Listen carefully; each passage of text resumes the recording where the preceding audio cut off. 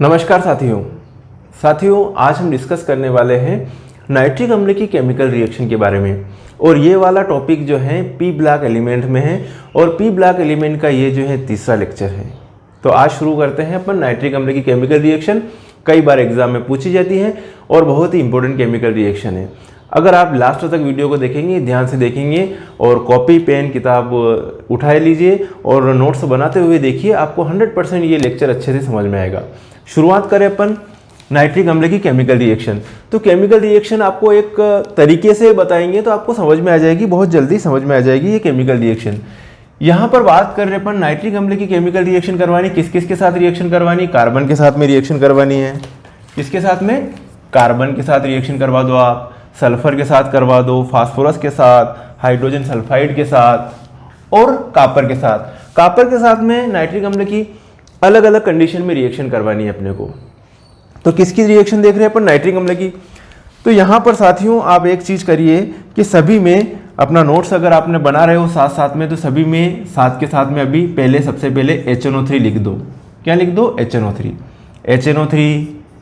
HNO3 यहाँ पे लिखो HNO3। ये लिखा आप लोगों ने HNO3, लिख दिया सभी ने HNO3। सभी जगह आप HNO3 जल्दी से लिख दीजिए। ये HNO3, यहाँ पर HNO3 और यहाँ पर HNO3। अब क्या कीजिए आप, किसके साथ रिएक्शन करवा रहे हैं? कार्बन के साथ। तो भैया यहाँ पर कार्बन लिखा। सल्फर के साथ तो यहाँ पर आप सल्फर लिखो। फास्फोरस के साथ तो यहाँ पर आप फास्फोरस लिखो। हाइड्रोजन सल्फाइड के साथ तो यहाँ पर आप H2S लिखो। कॉपर के साथ रिएक्शन करवा रहे हैं, किस किस कंडीशन में? नाइट्रिक अम्ल अलग अलग कंडीशन में अलग अलग तरह से ले रहे हैं। तनु और ठंडा नाइट्रिक अम्ल लिया और उस कंडीशन में अपन कॉपर के साथ रिएक्शन करवाएंगे। 50% तनु नाइट्रिक अम्ल के साथ रिएक्शन करवा रहे हैं कॉपर की, ठीक है। तब क्या बनता है? नाइट्रिक ऑक्साइड बनता है। सांद्र और ठंडा नाइट्रिक अम्ल ले रहे हैं अपन, ठीक है। सांद्र और ठंडा नाइट्रिक अम्ल ले रहे हैं और कॉपर के साथ रिएक्शन करवा रहे हैं, तो क्या बनता है? नाइट्रोजन परऑक्साइड बनता है। गर्म और सांद्र नाइट्रिक अम्ल के साथ रिएक्शन करवा रहे हैं तो क्या बनता है? नाइट्रोजन बनता है, नाइट्रोजन देता है। तो ये रिएक्शन करवा रहे अपन नाइट्रिक अम्ल अलग अलग तरीके से ले रहे हैं और कॉपर के साथ रिएक्शन करवा रहे हैं। तो अलग अलग देखो कंपाउंड से बन रहा है। देखिए यहाँ पर अगर तनु और ठंडे नाइट्रिक अम्ल के साथ रिएक्शन करवाएंगे तो नाइट्रिक ऑक्साइड बनता है। 50% तनु नाइट्रिक अम्ल के साथ रिएक्शन करवाओगे तो नाइट्रिक ऑक्साइड बनेगा। सांद्र और ठंडे नाइट्रिक अम्ल के साथ रिएक्शन करवाओगे तो नाइट्रोजन परऑक्साइड बनेगा। गरम और सांद्र नाइट्रिक अम्ल के साथ रिएक्शन करवाओगे तो क्या देता है? नाइट्रोजन देता है। यहाँ पर कार्बन के साथ रिएक्शन करवा रहे हैं तो नाइट्रिक अम्ल कार्बन को कार्बन डाइऑक्साइड में ऑक्सीकृत कर देता है। सल्फर के साथ रिएक्शन करवाएंगे तो नाइट्रिक अम्ल सल्फर को सल्फ्यूरिक अम्ल में ऑक्सीकृत कर देता है। फास्फोरस के साथ रिएक्शन करवाएंगे तो नाइट्रिक अम्ल फास्फोरस को आर्थोफास्फोरिक अम्ल में ऑक्सीकृत कर देता है। हाइड्रोजन सल्फाइड के साथ रिएक्शन करवाओगे तो नाइट्रिक अम्ल H2S को सल्फर में ऑक्सीकृत कर देता है। तो यहाँ पर H2S सल्फर में ऑक्सीकृत हो रहा, मतलब हाइड्रोजन का निकलना क्या है? ऑक्सीकरण है, ठीक है। फास्फोरस को आर्थोफास्फोरिक अम्ल में ऑक्सीकृत कर रहा, मतलब ऑक्सीजन का जुड़ना क्या होता है? ऑक्सीकरण है।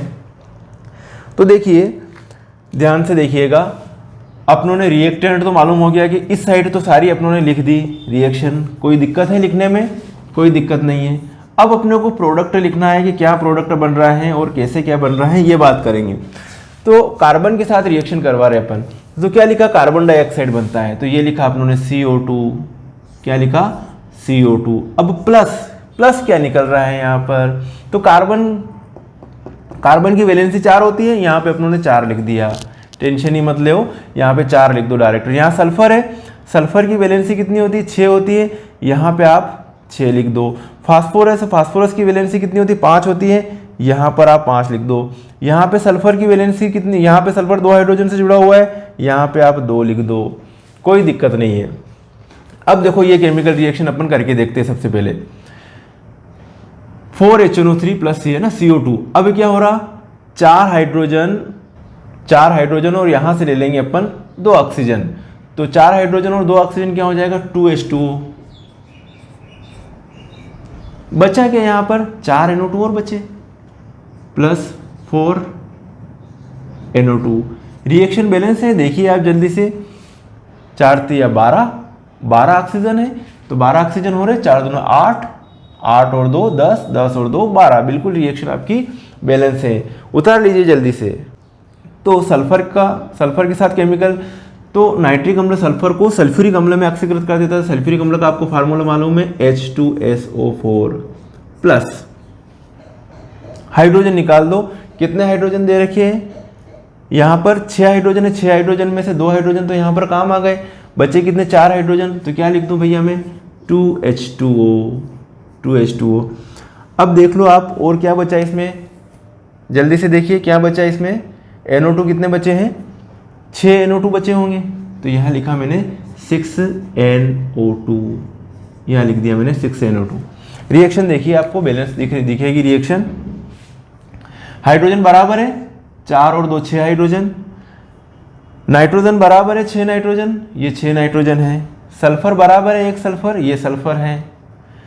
ठीक है, ऑक्सीजन 18 हो रहे, 6 3 18। ऑक्सीजन बराबर है 4, तो ये हो गए 2, ये हो गए 4 और 2 6, 6 दूनी 12, 12 और 6 कितने हो गए? 18 हो गए। तो ये केमिकल रिएक्शन हो गई। अब आगे देखते हैं अपन फास्फोरस के साथ में रिएक्शन। किसके साथ में देख रहे हैं अपन? फास्फोरस के साथ में रिएक्शन। देखिए ध्यान से देखिएगा। तो नाइट्रिक अम्ल फास्फोरस को आर्थोफास्फोरिक अम्ल में ऑक्सीकृत कर देता है। तो आर्थोफास्फोरिक अम्ल का जो साथियों फार्मूला होता है H3PO4, H3PO4, ये आर्थोफास्फोरिक अम्ल का फार्मूला है। नाइट्रिक अम्ल फास्फोरस को आर्थोफास्फोरिक अम्ल में ऑक्सीकृत कर देता है। अब यहाँ पर 3 हाइड्रोजन तो यहाँ लग गए, काम में आ गए 3 हाइड्रोजन। तो यहाँ पर कितने बचे हाइड्रोजन? 5 में से कितने? 2 हाइड्रोजन और बचे। तो क्या लिख दूँ मैं यहाँ पर? H2O लिख दूँ भैया, ये H2O लिख दिया। अब क्या बचा H2O के बाद में यहाँ पर NO2 कितने बचे? 5, तो यहाँ पर 5 NO2। तो सिंपल है, यहाँ पर 6 लिखा हुआ है, 6 NO2 हो गया। यहाँ पे 4 लिखा हुआ है, इधर 4 NO2 आ जाएगा। यहाँ पे 5 लिखा हुआ है, यहाँ पे 5 NO2 लिख देना। कोई डाउट? रिएक्शन बहुत सिंपल है, धीरे धीरे समझिएगा। अब बात करें, देखो हाइड्रोजन सल्फाइड के साथ रिएक्शन। ठीक है, किसके साथ रिएक्शन देख रहे हैं अपन? हाइड्रोजन सल्फाइड के साथ रिएक्शन नाइट्रिक अम्ल की। तो यहाँ पर देखिएगा, नाइट्रिक अम्ल H2S को सल्फर में ऑक्सीकृत कर देता है। नाइट्रिक अम्ल H2S को सल्फर में ऑक्सीकृत कर देता है। H2S को क्या लिख दूं मैं? यहाँ पे सल्फर लिख दूं। आया समझ में? अब क्या लिख दूं मैं? 2 हाइड्रोजन तो ये और 2 हाइड्रोजन ये, कितने हो रहे? 4 हाइड्रोजन। तो क्या लिख दूं? 2H2O लिख दूं भैया। और प्लस आगे देखने की जरूरत नहीं है, 2 है यहाँ पर, तो आगे क्या लिख दूं? 2NO2 लिख दूं, 2NO2। रिएक्शन आगे समझ में? बैलेंस हो गई रिएक्शन। कोई दिक्कत है इसमें? 2HNO3, ठीक है, 2HNO3 प्लस H2S, क्या लिखा? Sulphur plus 2H2O plus 2NO2। कोई दिक्कत? ये चारों रिएक्शन आपको अच्छे से समझ में आ गई होगी, है ना? ये चारों रिएक्शन आपको अच्छे से समझ में आ गई होगी। आप इन चारों रिएक्शन को जल्दी से उतार लीजिए, फिर आगे बात करते हैं। अब आगे बात करें कॉपर के साथ नाइट्रिक अम्ल की रिएक्शन। कॉपर के साथ नाइट्रिक अम्ल की रिएक्शन अलग अलग कंडीशन में। पहली कंडीशन ली अपनों ने तनु और ठंडे नाइट्रिक अम्ल के साथ कॉपर की रिएक्शन। ठीक है, तनु और ठंडे नाइट्रिक अम्ल के साथ कॉपर की रिएक्शन। तो यहाँ पर मैं 4 कॉपर ले लूँ, याद रख लेना आप थोड़ा सा, है ना? तनु और ठंडे नाइट्रिक अम्ल के साथ रिएक्शन करवाएंगे तो यहाँ पे 4Cu लिख रहा हूँ। 50% तनु नाइट्रिक अम्ल के साथ रिएक्शन करवाएंगे तो नाइट्रिक ऑक्साइड बनेगा। यहाँ पर मैं लिखूंगा, यहाँ 4Cu लिखा, यहाँ पर लिखूँ 3Cu। फिर सांद्र और ठंडे नाइट्रिक अम्ल के साथ कॉपर की रिएक्शन करवा रहे हैं तो उस कंडीशन में कुछ भी नहीं लिखेंगे, यहाँ पे सिर्फ Cu लिख रहा हूँ मैं। गर्म और सांद्र नाइट्रिक अम्ल के साथ रिएक्शन करवाएंगे तो यहाँ पर लिख रहा हूँ मैं 5Cu। क्या लिख रहा हूँ? 5Cu। यहाँ पे लिखा 3, यहाँ पे लिखा 4 और यहाँ पे लिखा 5। 3 4 5, है ना? 3 4 5 और यहाँ पर इस जगह मैंने कॉपर के साथ में कुछ भी नहीं लिखा। अब यदि मैं यहाँ पर कॉपर के साथ में कुछ भी नहीं लिखा तो यहाँ पर मैं लिख दूंगा 4। यहाँ कॉपर के साथ कॉपर एक ही है तो 4 HNO3 लिख दूंगा। यहाँ पर अगर 2 होता तो 6 HNO3 लिखते। अब 3Cu लिखा तो यहाँ पे कितना लिख दूँ? 8। 4Cu लिख रहा हूँ तो यहाँ पे क्या लिख दूँ? 10। और 5Cu लिख रहा हूँ तो यहाँ पे क्या लिख दूँ? 12। समझना एक बार, एक कॉपर है तो 4 HNO3 लिखा, एक कॉपर है तो 4 HNO3 लिखा, 2 कॉपर होते तो 6 HNO3 लिखते। अब वापस 2 कॉपर वाला तो है नहीं रिएक्शन यहाँ पर। 3 कॉपर है तो 8 HNO3 लिखा, 4 कॉपर है तो 10 HNO3 लिखा और 5 कॉपर है तो 12 HNO3 लिखा। यहाँ तक आपको समझ में आ गई होगी। अब आगे ध्यान से समझिएगा, रिएक्शन बिल्कुल आज यहीं पे आपको याद करवा के जाएंगे कि यहाँ पर क्या क्या बन रहा है। तो सभी में क्या है, अलग अलग प्रोडक्ट बन रहा है, अलग अलग कंडीशन हो रही है। नाइट्रस ऑक्साइड, तो नाइट्रस ऑक्साइड को जो फार्मूला होता है वो होता है N2O, लिख लो। तनु और ठंडे नाइट्रिक अम्ल के साथ नाइट्रस ऑक्साइड बनता है। 50% तनु नाइट्रिक अम्ल के साथ नाइट्रिक ऑक्साइड का फार्मूला होता है NO। फिर सांद्र और ठंडे नाइट्रिक अम्ल के साथ नाइट्रोजन परऑक्साइड बन रहा है, तो नाइट्रोजन परऑक्साइड का फार्मूला है NO2। और यहाँ पे गर्म और सांद्र नाइट्रिक अम्ल के साथ नाइट्रोजन देता है, तो यहाँ पर लिख दिया नाइट्रोजन। रिएक्शन समझ में आई। अब देखो सभी में एक कंपाउंड बन रहा है कॉमन, उसका नाम है क्यूप्रिक नाइट्रेट। क्या है, क्यूप्रिक नाइट्रेट, या कॉपर सेकंड नाइट्रेट भी कह सकते हो। तो यहाँ पर एक कंपलसरी है, तो Cu ये लिखा मैंने NO3 ट्वाइस, यहाँ पर भी लिख दूँ Cu NO3 ट्वाइस, यहाँ पर भी लिख दूँ भैया Cu NO3 ट्वाइस, यहाँ पर भी लिख दूँ मैं Cu NO3 ट्वाइस। यहाँ तक समझ में आ गया। सभी में ये अपना जो प्रोडक्ट बन रहा है उसके बाद क्या लिख दो, Cu NO3 twice, Cu NO3 twice, Cu NO3 twice और Cu NO3 ट्वाइस लिख दीजिए आप। ओके, यहाँ तक क्लियर है। अब देखिए इसको बैलेंस करेंगे रिएक्शन को। तो यहाँ पर 4 है, तो यहाँ पर भी मैं 4 लिख दूँ। यहाँ पर 3 है, तो यहाँ पर भी मैं 3 लिख दूँ। यहाँ पर कुछ नहीं है तो यहाँ कुछ नहीं लिखूँगा। यहाँ पर 5 है, तो यहाँ पर मैं 5 लिख दूँ बैलेंस करने के लिए। यहाँ तक क्लियर होगा। अब क्या करें अपन कि अब अपन H2O की बारी आई। अब बैलेंस करने के लिए क्या लिख दे, लास्ट में अपन H2O लिख देते हैं। देखो कितने H2O, 10 हाइड्रोजन है, तो कुछ नहीं करना, आपको 5 H2O लिख दो। यहाँ पर 8 हाइड्रोजन है, तो 4 H2O लिख दो।